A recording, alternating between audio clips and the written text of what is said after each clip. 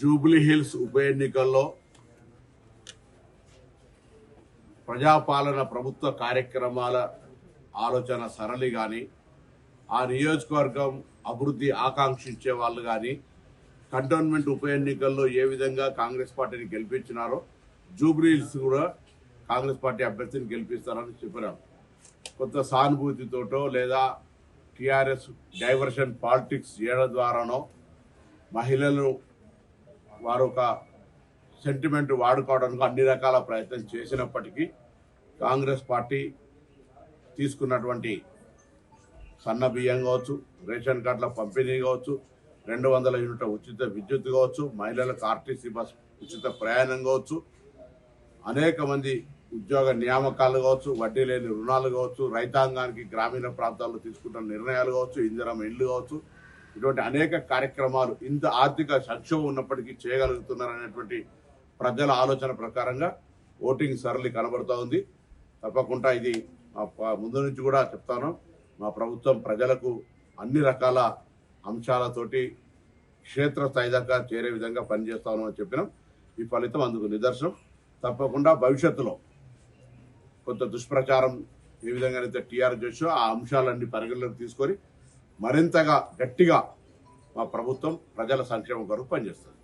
ఉప ఎన్నిక గెలిచినాడు కూడా అక్కడి ప్రజలు అభివృద్ధి ఆకాంక్షించారని చెప్పినాం. జూబ్లీహిల్స్ ప్రజలు కూడా అభివృద్ధి ఆకాంక్షించి మమ్మల్ని గెలిపిస్తారని చెప్పినాం. ఇది కాక ఇంతకుముందు చెప్పినట్టుగా మా ప్రభుత్వ కార్యక్రమాలన్నీ కూడా ప్రజలకు చేరువగా, ప్రజలకు వాళ్ళకు కళ్ళకు కనబడే విధంగా సన్న బియ్యం రోజు తింటా ఉన్నారు, నెల రాగానే 200 యూనిట్ల ఉచిత విద్యుత్ అందుకుంటా ఉన్నారు, ప్రయాణం చేస్తే ఉచితంగా ప్రయాణం చేయగలుగుతా ఉన్నారు. 10 సంవత్సరాలుగా అయ్యో మా రేషన్ కార్డు అని ఏడిస్తే కూడా రాని రేషన్ కార్డును పొందినారు. ఇవన్నీ కూడా సంతోషకరమైనటువంటి గ్రామీణ ప్రాంతాల్లో ఇందిరమ్మ ఇల్లు.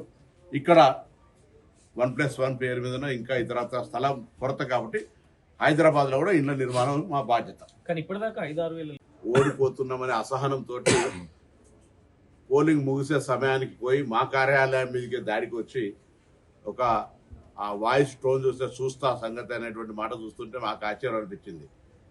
పోలీసులు మా శాసనసభ్యులు మా నాయకులను అక్కడ ఉండొద్దని హెచ్చరిక చేసి మా వీళ్ళు కేసు పెట్టారు.